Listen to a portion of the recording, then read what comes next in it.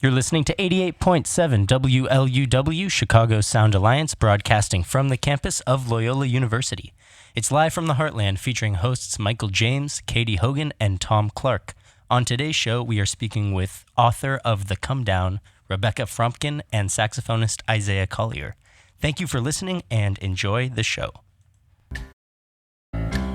And welcome to Live from the Heartland. Another Saturday morning from Water Tower campus in Chicago. Hoping that everyone is enjoying a cool down today. A badly needed cool down. Hey guys. Cool down is cool. And welcoming back my two traveling hosts from their various long and short trips. Welcome back, Thom, from California. Katy. Yes, and welcome back, Michael, from your short trip from this week. So I want to hear first about the Redwoods. Oh, from the mists of the coast in Northern California through Calistoga up to Fort Bragg and Eureka and Arcata. I mean, it was just the Redwoods or something else. If you haven't seen them, John Muir Woods outside of San Francisco is fine, but the other ones are even better. Actually, John Muir Woods is fine without the but, okay? Comparisons aside, John Muir Woods is excellent. As are the Redwoods. Incredible. So you walked through the one that you can walk through? At least a couple, over a couple of days. We went back. Went through Lady Bird Johnson's Grove, which was quite special. It was a little busier, but they picked a really neat spot, and I was reminded of our history 40 or 50 years ago when I thought we had saved the environment and gotten rid of billboards and preserved things like the Redwoods. But California also is very, very dry, and there's going to be water fights continuing. And I even experienced my first earthquake, except I didn't feel it. So it was quite a journey, capped off by a family wedding. And you too, Michael, have been journeying around and about the back roads of the we Midwest. actually did. My pal Gordon Thompson, who is here today and probably will say a few sports-related things a little bit later in the show, he and I pretty much every year take a little run. I shoot a lot of pictures while he drives. We take as many back roads as we can. We headed out on Monday morning, and by Monday afternoon, we were in Terre Haute, Indiana. And we saw the Terre Haute Rex play the Danville Dans that night. The next night, we saw the same two teams in Danville. But on you guys know how to have a good time. Wednesday morning, we went not only to some barber shops and met one guy who showed us a picture of him as a kid with Rocky Marciano, the champ in the 50s in Cuba. That's kind of a cool picture. I saw that. And we also went to the Debs Museum, which was really something everyone should see. You know, we had Yale Strom on this, I think his name, Yale Strom on the show about his movie American Socialist. Right. That movie was great, but being at that house with this young woman named Allison talking, she's in DSA and, very Democratic conscious. Socialists of America, for all of you out there. She had history that you wouldn't believe, and it was a lot of fun. And then we drove on to Danville, and Danville was great. It's an ancestral homeland of mine. My grandma came back there in a covered wagon once from Nebraska to live with her grandpa. We went on to Peoria and saw the Peoria Chiefs play the Kane County Cougars, so that would be enough baseball. We did take as many back roads as we can. We ate a lot of junky food, took a lot of pictures. Okay, so your 3-day trip is longer than his 2-week trip in the retelling. And I've been in the Redwoods too, so I just I didn't see any where I was, but I did see a lot of fields filled with water. So there's a lot of water here in Illinois, whereas California is running a little bit short. That is a good way to finish Pull that it back one to off. the environment and we've relevant stuff. We've just You go had, a little bit further up the coast, and Anchorage had record temperature yesterday, 90 degrees. Never in history.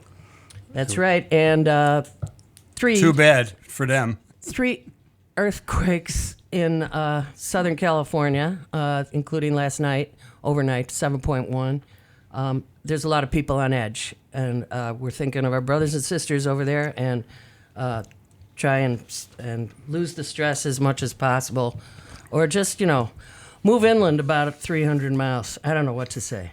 3 in 2 days. And speaking of what happens in 2 days, in Chicago, 36 people were shot in the last 3 days. Just got to keep you aware of that.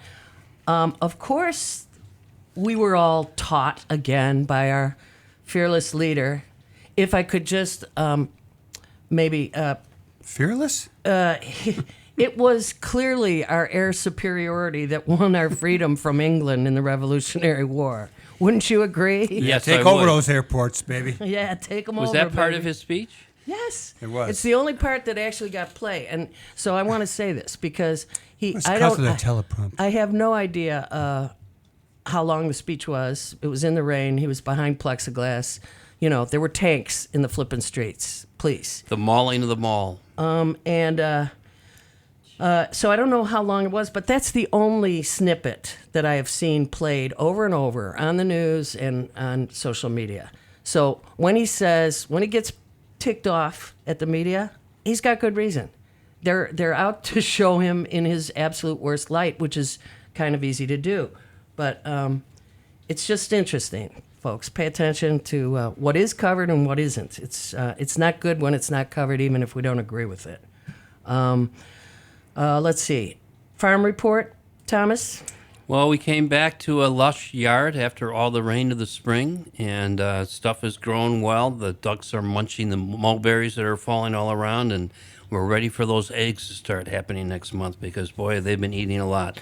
Lots of milkweed this year, and I have been seeing monarchs, so they got started a little bit late, but at least in Rogers Park, the pollinators are finding the blossoms, and we hope lots of honey and other stuff will commence. Okay, we mentioned the Anchorage temperature. I have to mention Representative Katy Porter. Go for it, Kate. If you get a chance, look at Now This, the site Now This, which runs videos. It's once again Katy Porter's style in interviewing and eviscerating. Tell us who Katy Porter is. Katy Porter is a congressional, she's a congresswoman from California. I forget the district number, but she is cool as cool can be. She knows her stuff big time, and she reams these administrative representatives who don't know their stuff. So if you get a chance, look at her thing on the annual percentage rate. That's the APR. It's on your credit cards. But those people in our country who have to rely on payday loans are the most messed over people financially in the country. And she puts it out there real clear. Anyway, sorry for that. Don't be sorry, that was important. Okay, we have today Protect Rogers Park Rapid Response Training at Living Water Church. You're invited, and that's at Pratt and Ashland in Rogers Park. What else we got? Windy City Rub Fest in Uptown going on. Next Saturday, we have the Flats and Sharp Music Festival. Yeah, and first our ever. own colleague Michael will have a booth there. And we also want to mention another screening of the Mary Lane documentary and a live performance taking place tomorrow night in Evanston. A special shout out to Lynn, who helped create that film. And welcome back to our pal Lynn, who is here today. Yay! For the first time in weeks. Usually she's in Mississippi or Tennessee or Skokie. Or the Grammys. Or someplace else. I like coming home. All right. Is that it? Is that it on our stuff? Is that enough? Pratt Pier cleanup next week. Of the many different headlines I did not keep track of while I was gone, one that I came back to that I was really pleased to hear, I'm now calling her Mayor Library, having the branch libraries open on Sunday. What a wonderful idea to get those places open instead of being closed all weekend long. So as she is challenged by many other budget shortcomings, I'm glad that Mayor Lightfoot is looking out for those of us who don't have easy access at home to the internet and whatnot, as well as getting the latest book and recordings and maybe a movie for tonight. Libraries are great. Where there's libraries, there's hope. Yep. You've been listening to Live from the Heartland on WLUW 88.7 FM. Please check out our previous shows on youtube.com/heartlandmedia. Hey, we're back. We're back with more Live from the Heartland. And that was Gracie Slick. I was going to tell you who that was. That is Gracie Slick. Met her a couple times, and that was Volunteers, Jefferson Airplane. We always like that. We are volunteers for a better world here at Live from the Heartland. And I'd like to bring on now the famed, the one, the only Rebekah Frumkin. She is the author of a new book, Well, it's a year old, but it's a hell of a book called A Blistering Dark Comedy, A Romp Across America from Kent State Shootings to Protest Marches in Chicago to the Florida Everglades, exploring the delineating lines of race, class, religion, and time. Good morning to you, Rebekah. Hi, Mike. So glad to have you. You know, it was our pal Russ Bradford, who is quite a writer himself, Yes. who told us about you, said you were a hell of a writer and that you wrote about many, many things. And one of the things he pointed out, which took me just a few minutes to find out, is you not only do fiction, but you write essays and you do reporting. I do, yeah. What do you like doing best? Well, before I even answer that question, I know Russ is listening. I want to give a shout out to him. He really is a hell of a writer. Great Dude. guy. He's Love in Maine. Russ. Hi, Russ. Hope you're enjoying Maine. What do I like to investigate? Well, I'm particularly interested in, I would just broadly categorize it as like social justice issues. So I have done reporting on sort of like sex workers' rights. I've done reporting on. Oh, sorry. It's okay. I didn't mean to slap my book. We make a lot of noises I'm here. making a lot of noise in Bumping the into studio. each other, the table. I'm moving around. So sex workers' rights. Also looking into kind of basically Chicago and how people in Chicago are surviving Chicago. So communities that are experiencing segregation, namely like the redlining and the blockbusting that happened on the South Side many, many years ago with Dan Ryan and so on and so forth, and how those communities are sort of impacted by that. So doing work going down to the South Side, reporting on the South Side, and that, carries with it its whole own kind of baggage of, are you investing in this community in a genuine way, or are you appropriating this community's issues for your own journalistic benefit? So there's, there are a lot of demons you kind of have to wrestle with, and you have to, be pretty assiduous about how you're reporting. But that's the kind of stuff I'm into. Where did you grow up, Rebekah? Oh, I grew up in like Waukegan. Yeah. She's not too excited about Waukegan. Yeah, I was what's telling the her deal? Come on. Waukegan stories beforehand. Claim- What's your claim best your- memory of Waukegan? Yeah, right. Tell us what was good about growing up in Waukegan. Nothing really. It's near the Nothing is lake. interesting. Yeah, it's near the lake. I'm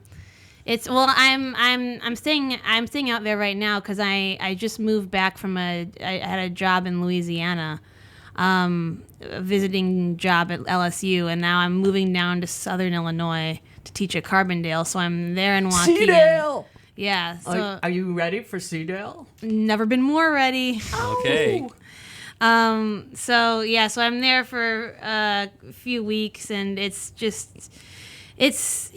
fun. It's a suburb. I'm trying to kind of conceal it from all my friends that that's where I'm staying right now. But I thought they had a proletarian element in Waukegan. Well, there is like actually a pretty robust Latinx community, but kind of like the Chicago metro area, there's some just very serious sort of community segregation going on. So Yeah. Latinx folks are kind of being, kind of basically cordoned off and forced to live in environments where there are food deserts, and there's less access to public libraries, less access to like Service. good food and service, good schools and so on and so forth. So it's the community itself is pretty segregated. I'm curious in something that you already mentioned in talking about your background, expropriating other people's stories to benefit your journalism. Yeah. Where at the Writers' Workshop or Medill did you begin to feel that kind of consciousness about your reporting? Well, I remember... or was it there? Great question. Is it there still? I was, like the average Medill student, a kind of white upper middle class suburbanite who wanted to, afflict the comfortable and comfort the afflicted, I guess. And so, went with this burning passion to do good in the world, entirely unaware of or else uninterested in my own the privileges that enabled me to be in that position. So, you know, I think, I mean, I think that there was like, I guess the way I'd put it is, I would go to classes and talk to guys who were in the sports track, and they'd be like, "Oh, I can't walk past these row houses because I'm going to get mugged. I live in River North," you know, and like, it's just kind of like, all right, man, like you're actually in a journalism program. You have to, you can't live in fear of. It's like well, you know, medium cool. Like those they're going around the city of Chicago in those cars and around the '68 convention. Yeah. And the guy, Robert Forster's friend, the guy with the weird hair, is like, I don't want to get out of the car. I'm scared of this neighborhood. You know, it's like, are these the right people to be reporting these stories if they're frightened to engage with the people who are actually living these stories? So. It's a twofold question, right? Like should we actually have these reporters coming in out of these communities, swooping in and telling the stories for the people who are living them? And if that's going to be the case, should these reporters actually, be having some sort of awareness around race and class, so that their reporting is at the very least not exploitative? And I don't know. I myself have thought a lot about it and spoken to friends who do this kind of work, and the consensus is that long form journalism, the way it's done, it's inherently exploitative. It's sort of a Faustian bargain. People will say, well, I'll give you my story because it's going to get a lot of play, but know that when you give the reporter that story, the reporter is going to kind of use it and manipulate it and do this very unethical thing. And you still have to pay the bills tomorrow. Yeah, exactly. Well, are you talking? I mean, that makes me want to ask another question besides the one I was about to ask. Yeah, that's two. So thank you, Michael. So you're speaking to the probability that there is no objectivity. Oh, there absolutely is no objectivity. Okay. Yeah, that's So a so white male myth. Yeah. Well, it's also a white female myth. It's sure, journalism's myth. It's a white myth. We'll just call it that. We could do that. Yeah, let's slam white people whenever we get the chance. Yeah, I'm for that. I'm for that. You are Rebekah Frumkin, journalist, novelist. You are very young to have done all that you've done. I've read a lot of your writing in the last few days, and you do everything from fiction to reporting to an incredible story about the Syrian twins separated while one was in detention in Syria and the other one got to Chicago. I mean, what a wide array, what a swath you're cutting. Do you realize what a swath you're cutting? Yes. Sure. And what do you feel? Do you feel any pressure about that, or do you feel invited into the world of share your talent, tell your story? Well, two things. I want to double back to the slamming white people thing, because I don't want to. I don't want to look like I'm expurgating my white guilt by just being like, white people are bad. It's funny that I said that, Rebekah. No. Given that Katy, I grew up on the South Side during that whole thing that you just described. But you make a good point, and what I'm trying to say isn't simply just like, oh, screw this. More like, careful. Sorry, but more like. I guess that was careful. There is. I think. Just in terms of journalism, in terms of race in journalism and how that works, whiteness is the default. It always has been the default. Yes. You know what I mean? So whiteness is whiteness is sort of in this like weird mythological hyper racist environment considered post racial, where everyone else has a race but a white person, right? No one talks about whiteness as a race. Right. And I think that's from that place is where originates this sort of false and this fake notion of objectivity. Yeah. Where that the objective stance is in fact the white stance. So that's the only reason I was like, oh, I'm gonna slam white people. No, it's all good. But thank you. But yeah, I mean, I feel invited to participate. I feel kind of like there is people are like the world I come from, which is I self-identify as coming from like the world of like millennial Twitter. Productivity is the watchword, so everyone is just no one like takes like 10 tortured years to. I just had a big tweet thread about this. No one takes 10 tortured years to turn out a novel. You know, everyone. I mean, I'm sure people do. I'm not. I don't want to like get myself in trouble here, but it feels like everyone. You're in trouble. I know. I dug my grave real deep. But like, I feel like there's a lot of pressure in the vacuum kind of caused by 2008, and everyone's really desperate. Everyone's really panicked. You know, a lot of pressure to try to achieve as much as possible as quickly as possible. Interesting. And there's not a lot of meandering. There's not a lot of finding oneself. There's just a lot of like, I am productive. I am writing quickly. This is so wonderful to hear this rundown from a millennial, someone claiming her own identity as millennial Twitter. I'm very millennial. Wow. I'm very on Twitter. Yeah, I mean, she's really young to have done all this. How old are you? Can I ask that? 29.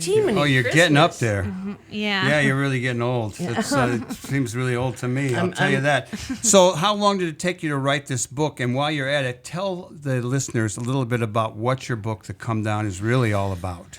Well, it took me about 7 years, and just 3 short of the grind you just described. Yeah, exactly. And part of me, most of me is very satisfied with this book. Part of me is just like, oh man, I wish I'd taken longer. I could have done better. But the book is basically, I'm not going to read the copy on the back because that'd be cheating. The book is the story of two families who are involved with each other by virtue of this briefcase full of money. The patriarchs kind of get a hold of this briefcase when a drug deal goes bad in 1973 in Cleveland. And then the briefcase gets passed among the family members of these two different families for subsequent several generations, not several, but 3 generations. So you have boomers get a hold of it, and then Gen Xers, and then millennials. So it's a intergenerational story. It's kind of a dark comedy. Did I hear TV is interested? TV has announced its interest, and we've sealed the deal. Dang, girl. Yeah. So where I've sold the rights. Can Michael and I study at your feet? Because we're working writing on a book, but I'm book. also in the Screen Actors Guild, so I'd like to make some connections here.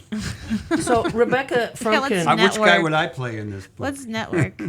Rebekah Frumkin, who went to Medill and then to the Iowa Writers. Reverse that, flip it. Oh, really? Yeah, Iowa and then Medill. Ah, yeah.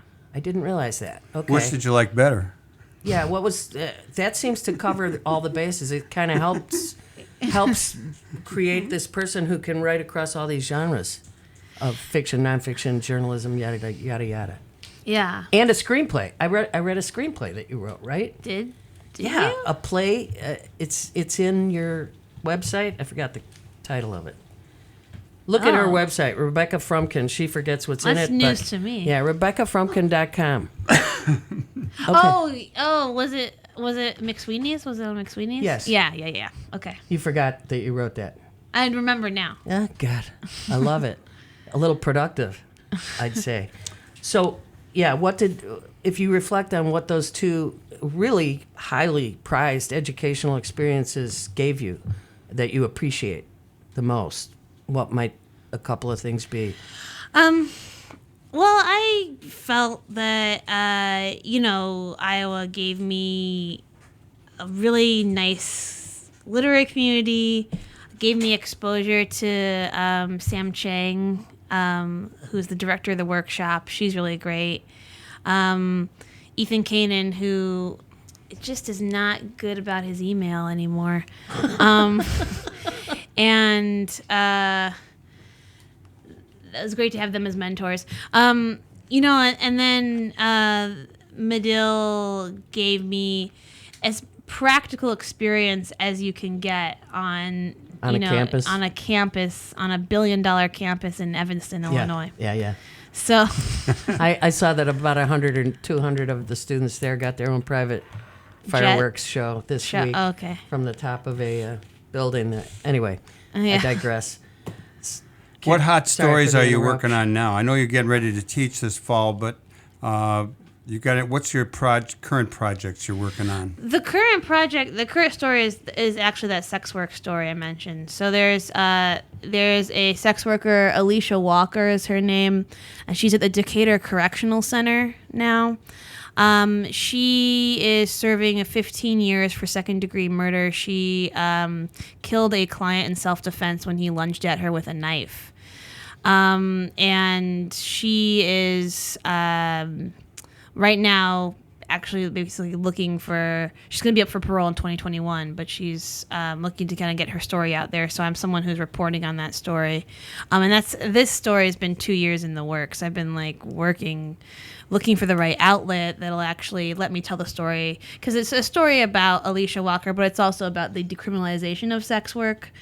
And the how whole criminal justice system. Exactly, and how it would be a bias against someone in her position. She's also a woman of color. Right. There's just a lot stacked up against her. So, finally found the right place to tell the story. So we're working on getting that published at the end of this month.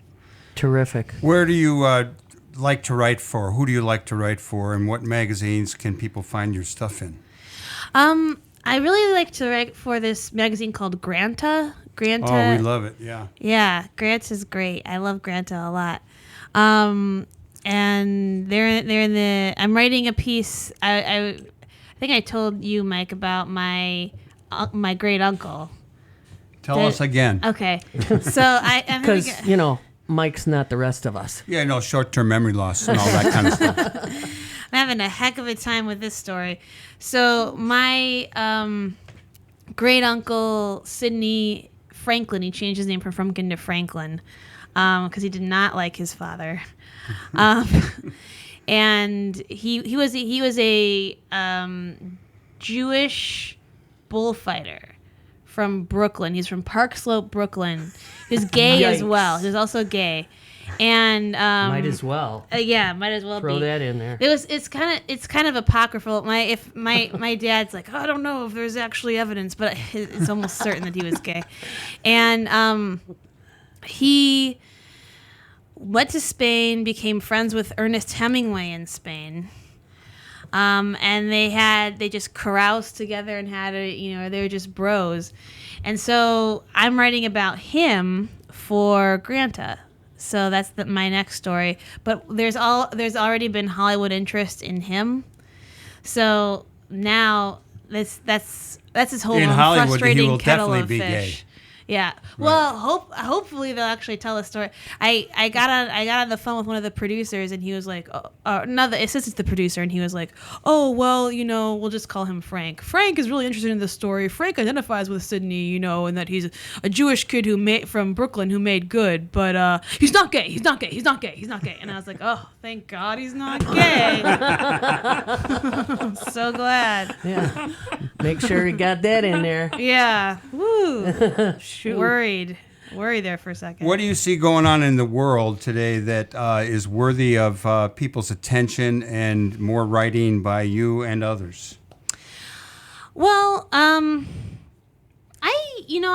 do think there are not enough stories kind of told. Two issues I'm really interested in looking into are basically queer issues. I think there's not enough queer writing that kind of gets uplifted and heard. I was kind of complaining earlier about we get a lot of cishet people writing about queer people. We need to get queer people writing about their own experience. And we're getting more and more of that with books like Freshwater especially. And then also kind of mental health issues, because I do think mental health, access to good mental health care is so important. And so often overlooked, especially when it comes to people who are dealing with the criminal justice system in Chicago. So yeah, basically that. Well, yeah, I read part. I didn't finish it. Your article on bipolar Well, was that the Headless Hearts one? Oh gosh, it's right here. Yes. Yeah. Yes. It's amazing. On Robert Lowell. Oh, thank you. It's amazing. So let's talk Thank about you. that. Did 'cause, you bipolar, get that diagnosis? Because you said. Did I? Yeah. Yeah, I did. You did. Yeah. I was not That's intending to share that Brilliant. today. Well, sorry. No, it's okay. This was written in the Poetry Foundation. They produced it, published it. published Yeah. it. That's Tell what I us mean. about that article.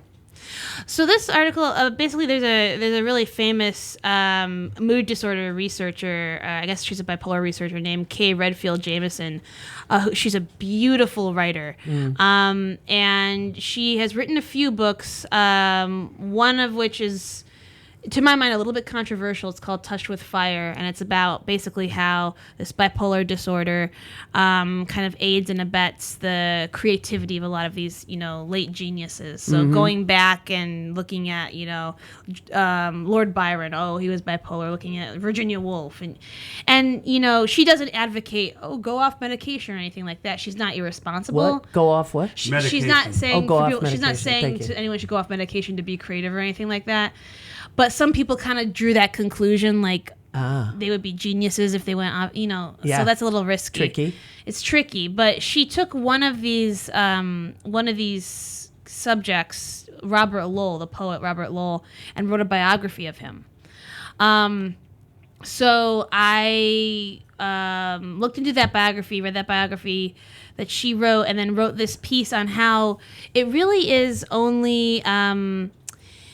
Again, to kind of go back to this defaulting to whiteness or defaulting to a certain privileged position, it really is only people who maybe do have the resources or do have certain amounts of social privilege who actually get to be categorized as these kind of troubled geniuses. Yeah, that's what I was picking up on as Yeah. I got to the middle of it. It's like, if you're talented and you're white, you can, you're There's an a name for interesting. Right, exactly. Yeah. Excellent work on that, by the way. Thank you. Yeah, really important. So Yeah. I'm sorry for outing you. That's okay. in No, the it's okay. process. Well, I understand teasing. better now why the novelist emerged out of the journalist, because that form was clearly not enough to contain your approach to looking at the world and trying to help the rest of us understand it better. And for that, I applaud you. Wow, that's That's nice. Thom, that's really nice. Thanks. Very good. Very Yeah, Well, we're glad that's Tom's back. Thanks, Thom. That's so much less cynical than my own take on it. Well, trip off. That's it a what little. we're here for, is the less cynical version. Yeah, the kind mostly. version. Thank you, Thom. Yeah, thank you is right. One last question, Michael? I would think we should ask many questions, but we have another guest in the outside quarter. Two of them, actually. Do you like sports? Russ and I have talked about this. I like That would be Russ Bradford. It'd be Russ Bradford. I'll answer this with an anecdote. I was when I was teaching at LSU, I got really excited about football there because it's impossible not to live in Baton Rouge and get excited about college football. Yeah, exactly. So I was like, I like sports insofar as like there's a lot of interesting narrative going on, especially with football. Like, it's really, really interesting to think about what's happening with college football and kind of like the historical dynamics of that. But following sports, I don't know, it just seems hard. Yeah, other people do that for us, don't they? Yeah, and then they talk about it. And they talk about it endlessly. Over and over and over. Are you gonna Yeah. watch? Are you gonna watch the women's soccer match tomorrow? Oh, the World Cup. World Cup. I like Megan Rapinoe, so. Okay, Yeah. so she might be playing again. We're going but to she talk was- about that a little bit later in the show, I think. Are we? Mm-hmm. Okay. We do have time for another question if one of you has one. Well, I'm Are just you questioned out? overwhelmed at your productivity, and I want Try to be productive. I do want to. I'd like to know what your writing regimen is. When do you sleep late and get up and write? Do you get up early and write? Everyone around this table has done some writing, not to the extent you have, but we aspire to do more and more. And I like to hear what people do and how they go about doing it and what inspires them on a daily basis. Sure. Well, I guess I don't have much of a method to my madness. Like I guess what I do is I write when I write when it occurs to me to write. Really, like I don't really. There are a lot of people who are just kind of like, oh, get your butt in the chair, 9 to 5, like, or 5 a.m. to noon. 5 to noon, and then take a break, and then read for the rest of the day. But in any case, you got to do it every day. You got to do it every single day, or else you're not a writer. And I teach writing, and I think maybe this is irresponsible, but I actually encourage students to write when it occurs to them to write. And it's not, maybe I would benefit from approaching it more like you all approach radio, where you have like a set time that you do it and you prep for it. If that is your method, I don't know that it is. Well, so far we're working on it. It's true. Yeah, it seems to be true. It seems true. like you prepare for the radio and then you do the radio. Yep. But yeah, I'm a pretty sporadic writer. And God, that's good to hear. yeah, I will not write for like 3 months, and then I'll write like for 9 hours a day every day for like a week. That's good to hear. Yeah. Wow. Well, Rebekah, it is a true pleasure to meet you. Thank you. Pleasure and to meet you have too. you here and expose our listeners to your art. That's you. Rebekah Frumkin, the author of The Come Down. You can find information about how to get The Come Down, and also you can read many other great pieces at RebekahFrumkin.com. That's spelled Rebekah. Frumkin, the way it sounds, Kin. Thanks for being here. Thank you. Yeah, you're Katy. great. All Thank right. you. I got to finish this so book. And we are we neglected to mention that we first listened to Booker T and the MGs at the start of the show, which was really sweet. And now we're hearing some music from our last guest of the show, Isaiah Collier. So we'll be right back with WLUW 88.7 FM, live from the Heartland.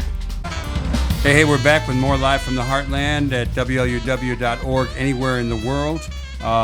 This is Michael James. I'm here with Thom Clark and Katy Hogan. And last week, some of you remember listening to Gordon Thompson, our in-house, sometimes sports analyst. And we thought we would have him back today because I spent a bunch of days with him, and we watched not only a lot of baseball, but we've been paying attention to soccer. So, Gordon, give us an update on what's going on in the world of soccer. Yo, Chicago. Tomorrow is the biggest day of soccer. We have 3 big international football contests happening tomorrow, Sunday. One, the most important, or not the most important one. One is the kickoff, the World Cup final. Our ladies, USA versus the Netherlands. And that kicks off at 11 a.m. Chicago time. And then later on at 8:15 in the night, here at Chicago at Soldier Field, is the big one, is the Central American and North American final, the CONCACAF final, U.S. versus Mexico. This is a big deal. Yeah. Mexico has got us the last 4 times. 4 out of the 5 of when Mexico and U.S. have been, Mexico's had us. Do you think people can still actually go to that? Oh, yeah. bet. Tickets. Would you say that would be an exciting match here heck yeah. in Chicago? Heck yeah. Mexico versus U.S.? Yep. So there is a hot shot on Mexico's team, Raul Jimenez, and he is a fireball versus the U.S.'s fireball, Christian Pulisic. So this is going to be maybe a big scoring game with a lot of really intense action. On the bicycle world, Tour de France, what's happening? Starting this morning, tomorrow is my favorite stage, is a team time trial. 8 men per team all go off as individual groups 1 minute apart from other teams, and then they get to orchestrate how they can, one, be at the lead of the pack or their own little 8-man pack, and then switch off the lead. It's very technical, super dynamic, great way to race. And baseball, what's the big thing happening today and tomorrow? You fill me in, Michael. The White Sox are the home team versus the Cubs. So everyone in Chicago, it's on TV starting this afternoon. What I love about those games, every play is cheered by somebody. Yes. Every play is cheered, and some often by friends sitting next to each other, one with a black shirt on, one with a blue shirt on, and they're Black and elbowing blue, each other. Chicago. The classic strife, the Yeah. north side versus the south. Let's Well, go Gordon, Sox. thanks for your Let's go report, and Sox. thanks for coming all the way from Delaware to give it the last 2 weeks, and we'll see you soon. Great. Take a See little you. music, and we'll be back with our next and final guest. And welcome back on Live from the Heartland.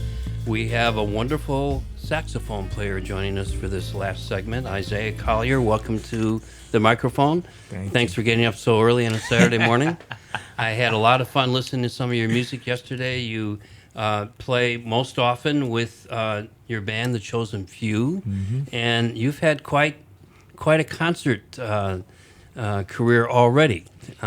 This is another young person by our microphones this morning. I won't divulge exactly what age unless you want to, but you've done a lot in your teen and early adult years. Yes. And we just learned that you have a performance coming up. So why don't we get that out of the way? The end of the month. Yeah, we actually have a couple of performances. We're hosting a jam session at the Jazz Showcase on Wednesdays of this month, minus the 17th. Mm-hmm. And then we're playing at Navy Pier on the 26th of this month with the legendary George Freeman and Ari Brown. Excellent. And George is familiar to our listeners. He's been in that chair. Ah, good. Indeed. I love George so much. So it's going to be a fun connect between the different generations. That's really Amen. what it is. A lot of us get distracted on where the direction of the music goes because we can get locked in the grid of where we think that it's going. But music is just it's like space. It's too thick. It's too dense. You can't really just say it's one thing. And then you meet someone like George, who's been doing it forever. And then he's like, okay, let's go. And I love that about him. He's just so free-flowing, and he doesn't get in the way of it. He just allows it to be. He's witness, and he understands that the tradition is about going beyond. Nothing stays the same. Nothing. So we're going to get you to play in a little bit, but I'm Yeah. curious, who were your early musical influences? Who got you to pick up this horn? And how old were you when you did? Okay, earliest influence. It would probably have to be my older brother. Okay. Cool. I Fair picked enough. this instrument out of fear. We were at a... Why, you couldn't pick up a No, piano to throw no. it It at wasn't him. even that. Like, my mother had us in piano lessons when we were younger. And I dabbled at it. I was almost fairly decent, and I just stopped. I don't know what happened in my brain, but something else I was waiting for something else. I don't know what it was. So Your instrument. I started singing in choir when I was younger, and then finally we ran into a music camp on the south side through the Salvation Army Corps up there, and they had a music camp. And so our mom, and it was the randomest thing, like a random piece of paper flew in her face. Like it was the weirdest, like something you see out of a movie or something. And so she found it, and she was like, okay, let's try it out. And so she had bought my brother a Bundy Alto. So he already had his gear. And when I got there, I had to figure out what was I going to do. And I'm looking at everything else, and I'm just like, I don't know anything else about anything. So I said, I'm going to go with what he's got. And so what wound up happening was my brother was mostly an athlete. So I had more time to practice. And then I guess You got better. after that, it just became, right? Yeah. Where'd you go to high school? I went to the Chicago High School for the Performing Arts. All right. Oh, And nice. so through there, Was that on Chicago Avenue? not Chicago Avenue, that's the Academy. Oh, that's right. right. There off Augusta. And that school, definitely for me, especially because of our relationship with the Thelonious Monk, or the formerly known as Thelonious Monk Institute of Jazz, had a partnership where they would take the top performing arts students throughout the country, and they would put us in an all-star combo. And so we would be touring around the country, educating And people you were doing around that in high school? Correct. Dang. And I remember my senior year, we went to the White House right before President Obama got out. So we had a chance to play inside the White House. Woo. And Fantastic. even be present for the whole entire everything. Same stage as Aretha. Well, not the stage. We were in another room. Oh, you're in around a the different place, room, but we were okay. in that room watching the performance. So They it was brought just more like, talent through the White House while he was in there. oh, yes, he did. And I mean, it was a pleasure because I had a chance to meet so many celebrities that I never thought in my wildest dream I'd get a chance to meet, especially at that young age. I met Morgan Freeman. I met Aretha Franklin, even though that was when and I didn't realize the moment she was sick, so I couldn't understand what was going on. Yeah. I remember she had on a thick coat, and I'm just like, okay, it's either diva mode or something else is up. So then everything made sense. And then I remember I met Al Jarreau, which was like, wow. And that was the last time I saw him before he passed. Same thing with Hugh Masoka. So all of these guys, I didn't know that was gonna be the last time to ever. Have you see warned any George of Freeman? Say that. Don't say that. So there's a Jazz Institute connection in your Yes, life. absolutely. I wanna remember I talk a joined the little bit about Jazz that? Institute. I got involved with them my freshman year. I remember I was going with a friend of mine, Ryan Panaka. His dad, he was telling me they used to have a jam session downtown at the the Culture Center, and I was like, okay, fine, I'll go. And I remember one night versus going there, we actually went to the Jazz Institute at the Fine Arts Building, and so we were playing, and I met one of the people that worked for there was Miss Diane Chandler Marshall, and so I remember I saw this giant cutout of this dude, this black guy, gray hair, black shades, holding the saxophone, and I'm just like, who's that? I promise to God, everybody in the room went quiet for like a quick second. She's like, you don't know who that is? And I'm like, nope. She's like, that's Von Freeman. And I'm just like, oh. Okay. Yeah, but slowly, and as slowly as I got into it, I would learn that Von had just transitioned while I was and not only that, then Ken Chaney followed right behind him. Then the more I got into this stuff, I found out my dad used to actually go to Ken Chaney's house, and he was really close with their sons. And I'm just like, okay, so I'm doing this, and you didn't say nothing until like now, But it was still it was different for me to actually get involved. But besides learning about the other jazz greats outside of the city, I find it very important to have a connection with our own history and contribution to the music, because when you decide to connect the dots, for every great person that's in this music, somehow, some way, they came through the city, whether they wanted to admit it or not.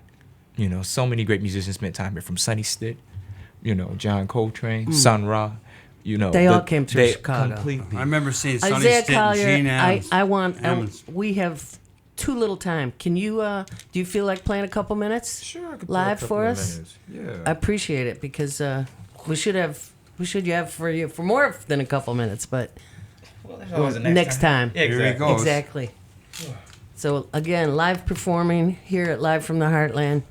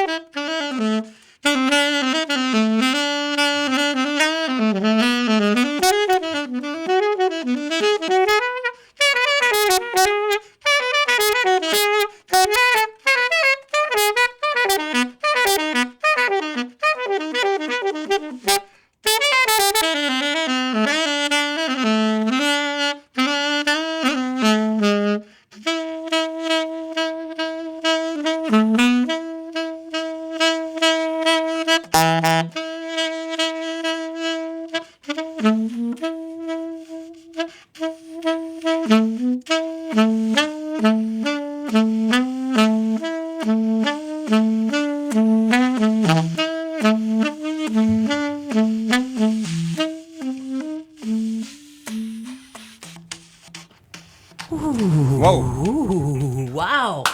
All right. Let's hear it. I gotta give our engineer and fellow compadre from live from the Heartland, Mr. Jake Levy, a chance to ask a question from in there because he is actually the man who turned us on to you. God, that was amazing. Go ahead, Jake. Yeah, sounded great, man. Killin'. Talk about what that song was and the record Return of the Black Emperor and what that means and about the process of making that record. Did you hear the question? Mm-hmm. All right, go ahead. Yeah. So I guess you could say, I actually had somebody ask me that question earlier. For me, this record is more of a metaphor in a sense. Right now, and I guess it has a couple of different meanings. For me, it was a lot of research I had to do into records. I don't just make music aimlessly. To write music is the same thing to be an author, but the only difference is there's not necessarily words written with our story, but we're trying to sonically showcase that story. So I did a lot of research into Chinese Oriental music, and that kind of reflected more in my approach from the title track, which is Return of the Black Emperor. So, and what's the title of the album? Return of the Black Emperor is that one. Okay. And so I was listening way more. I remember I had to do a writing assignment when I was out in my freshman year of school, and when I was writing the song, I kept hearing this annoying, pingy sound, and I'm like, "What is that?" Uh-huh. And so I had to, and I knew it wasn't Western, so I had got on Google and I started going, and I said, "Okay, it's not Japanese." Because it's a very specific sound, so I had to go get it a little geographically correct. It was China. Mm-hmm. I found the instrument finally. It's called a swana, which is a Chinese trumpet. And when I heard it, I was like, that's exactly the annoying thing. Well, and it tripped me out because I was just like, well, how in the world was I hearing that exact location of that? But that was another study of something else. And then I did some research and found out how there was actually a lot of Africans in China before a lot of other people. So that was another thing too. But then the other thing is right now I'm dealing with so much crazy stuff in the world. Mm-hmm. As far as on the civil spectrum of it, there's a lot of a lot of disconnect between the African American identity. A lot of people are confused. That's why we have so much other crazy stuff going on. If only people knew more about themselves, we'd have less stuff going on like this. But sometimes we get so distracted by everything else. The resources aren't the same, but how do we create that mindset to change that? How do we make it to the point where we want to pursue it? And the metaphor of emperor can be anything, because you can conquer anything you want. Super. It applies to anything you decide to do. It could be writing, it could be math, it could be anything, as long as you have your space with your legacy of it. That's what the concept is, a legacy that we're trying to establish, no matter what we're doing. I think that's exactly what children are.